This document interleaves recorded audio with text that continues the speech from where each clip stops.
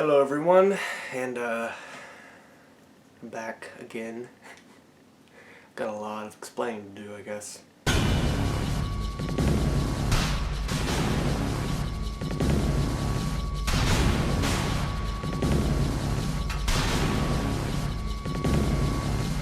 So with how times are nowadays and the fact that I've put off making new videos or uploading all my old ones since I decided to revamp my channel, though for those who don't know, this is still MykeCheck'd 95, it's just under a new name called MykeCheck'd Productions. Since YouTube did a couple of changes with their regulations and everything, I know it wouldn't affect me as much since I'm not higher up on the YouTube scale, but I figured a rebrand wouldn't hurt.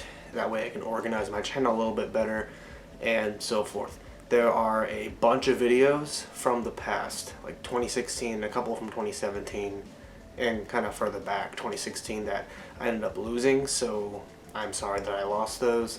They were kind of low quality, but it's just the nostalgia purposes. That kind of bugs me, the fact that I lost them. But we're here to make new memories, and I'm here to make more videos. So to start things out with the reviews that I'm going to do, is that I decided to take the time to actually sit down, watch, and review the Friday the 13th series. Now, a lot of channels have done this. A couple channels actually used this series to get their channels off the ground. Me, on the other hand, I'm just reviewing them because I enjoy the series for the most part. Here to talk about the very first one, Friday the 13th. Friday the 13th describes a group of camp counselors opening up a camp for a summer event for kids to come and spend their summer vacation at. And things don't go according to plan when a killer starts stalking around, killing them off one by one. You know the rest of the plot. It's from the 1980s. Most horror fans know the plot of this movie. This is actually my first time viewing the film since 2012, when I got all the first 10 films in double feature packs. I only had the remake and Freddy vs. Jason on DVD before I got all 10 films beforehand.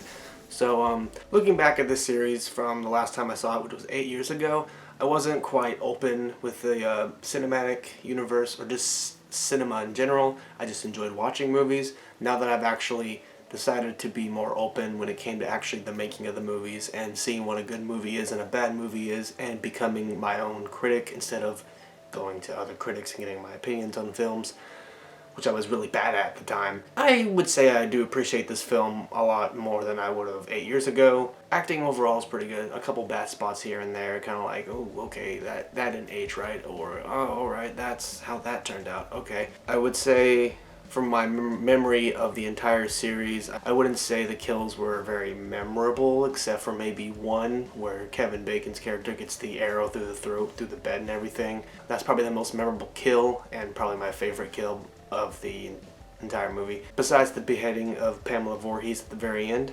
So those two kills are like the top two kills from the movie that I remember the most. I will point out that when I sat down and saw the film for the first time 8 years ago, the ending scene with the I guess dream sequence, it did really confuse me back then.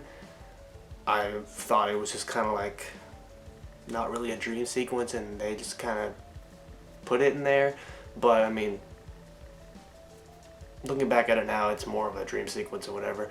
And I thought that there were, like, at the very end when they do the final shot over the lake, there was like bubbles coming up in the center of the lake, and I was trying to think, well, maybe he's still down there and he's still alive or whatever, but that could be just bubbles being created from other wildlife in the lake. The final girl, I like the final girl quite a bit. She's not the best final girl in the franchise, but I would say she's at least top 3. I really did like what she did in her acting and whatnot. Overall, I do really enjoy this film. I wouldn't put it as my favorite Friday the 13th film, because Friday the 13th is like one of those very few franchises where you don't have to put the originals number 1, because the first film doesn't really make the series, it does make the series iconic for starting it up and pretty much starting the slasher boom of the 80s, but the character that made the series what it is Jason Voorhees, and obviously, if you haven't lived under a rock, Jason Voorhees isn't really in this film until at the dream sequence at the end, and so he's not the killer, it's his mom, Pamela Voorhees. If I were to give it a rating out of 10, I would honestly give it like a 7 out of 10.